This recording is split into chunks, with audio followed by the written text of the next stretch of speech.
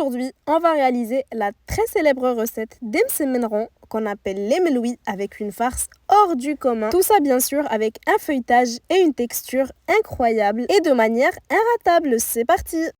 Donc très facile, on va commencer par la pâte à meloui. Pour ceci, on n'aura qu'à mélanger 650 g de semoule extra fine, 400 g de farine avec un peu de sel. Donc on mélange bien nos poudres. Une fois mélangé, on va creuser un petit puits où on va venir verser 5 g de levure boulangère ainsi que 40 ml d'eau tiède. Et on va pouvoir commencer à pétrir. Bien sûr, vous pouvez le faire à la main. Pendant qu'on mélange, on va incorporer petit à petit 730 ml d'eau. Il est possible que vous en ayez besoin de plus ou de moins. C'est pour ça qu'on y va petit à petit afin de pouvoir contrôler la texture de la pâte. On devra pétrir environ une quinzaine de minutes jusqu'à obtenir une pâte assez élastique et pas du tout collante. Je la transfère sur mon plan de travail afin de pouvoir former des petites boules. Donc je huile bien mes mains, c'est un mélange d'huile d'olive et d'huile de tournesol. Vous pouvez utiliser l'un ou l'autre, c'est à vous de voir. Donc les images valent mieux que les mots, je vous laisse regarder comment je forme mes boules. Si vous aimez cette recette, n'hésitez pas à me laisser un petit like, ça me fera très plaisir et ça m'encouragera. Et surtout, abonnez-vous pour ne manquer aucune future recette qui pourrait vous plaire. Après avoir formé toutes mes boules, je vais recouvrir de film alimentaire, puis je vais pouvoir laisser reposer une trentaine de minutes. J'en profite pour entamer ma farce. J'ai haché très finement 1 kg d'oignons que je vais mettre dans une casserole. Je vais laisser une douzaine de minutes sur feu moyen, histoire que les oignons deviennent bien translucides et déversent toute leur eau. On va les filtrer à l'aide d'une passoire, puis on les verse dans un bol. J'y ajoute 100 g d'olives vertes dénoyautées et coupées en tranches. Alors ce que j'ai ici, ça s'appelle du egrish. C'est un condiment à base de viande séchée confite et d'épices. Vous pouvez l'acheter comme ça ou bien tout simplement remplacer par de la viande hachée ou bien de la viande séchée. Si ça vous intéresse, je pourrais vous faire une vidéo sur le egrish. Je mets 2 cuillères à soupe d'un mélange de persil et de coriandre ainsi que mes épices, donc cumin, paprika, piment de Cayenne ainsi qu'un peu de sel. Je mélange bien jusqu'à obtenir une préparation homogène. Gardez en tête que ce n'est qu'une idée de farce, vous pouvez retirer les éléments qui ne vous plaisent pas ou bien ajouter d'autres choses.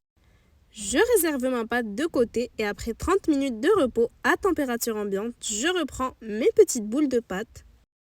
Je commence à les étendre, bien sûr toujours en huilant mes mains. On va les étaler très finement jusqu'à ce que la pâte devienne transparente, comme ceci. Si vous avez besoin de revoir certains ingrédients, tous les détails sont en description. On va disposer une cuillère de farce au centre de notre pâte. On va légèrement étaler sur la largeur, comme ceci, sans trop aller sur les bords. Je commence par rabattre le haut sur le centre, je poursuis avec le bas. Et contrairement au msemen carré, je plie légèrement mon côté gauche avant de le rouler vers le côté droit, comme ceci, en serrant bien. On le met debout, puis on va l'aplatir de sorte à former un genre de cercle, comme ceci. Je vais répéter cette étape avec toutes mes boules, donc je vous remontre encore une fois. Je commence par bien étaler très finement. Je dispose une cuillère de farce que je vais légèrement étaler sur la largeur.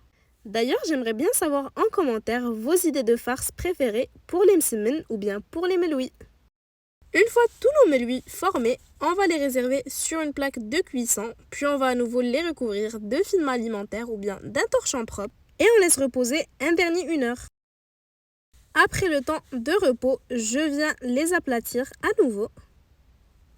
Ces ingrédients m'auront donné au total 32 meloui. N'hésitez pas à en faire un peu plus ou un peu moins selon vos besoins. Et ce qui est bien avec cette recette, c'est que vous pouvez les congeler et les conserver jusqu'à plusieurs mois. On va déjà pouvoir passer à la cuisson, donc on va bien chauffer une poêle sur feu moyen. On n'hésite pas à bien aplatir les meloui, ça va les permettre de mieux cuire, mais on y va délicatement. Alors ça devrait prendre environ 2 à 3 minutes de cuisson par côté, méfiez-vous surtout sur le visuel. On devra obtenir ce joli aspect bien doré. Alors, petit fait à part, meloui signifie enroulé, d'où nous vient le nom de ce délice. Après 2 à 3 minutes, on retourne, on vérifie que c'est bien doré et c'est reparti pour 2 à 3 autres minutes de l'autre côté. Et voilà, regardez-moi cette belle couleur bien dorée. On va pouvoir retirer du feu et se régaler. Ce n'est vraiment pas difficile à faire en suivant les bonnes étapes et ça vaut le coup car je vous promets, le goût est tout simplement incroyable. En tout cas, j'espère que la recette vous aura plu. Si c'est le cas, n'hésitez pas à la liker et à la partager avec vos proches et à bientôt pour de nouvelles inspirations.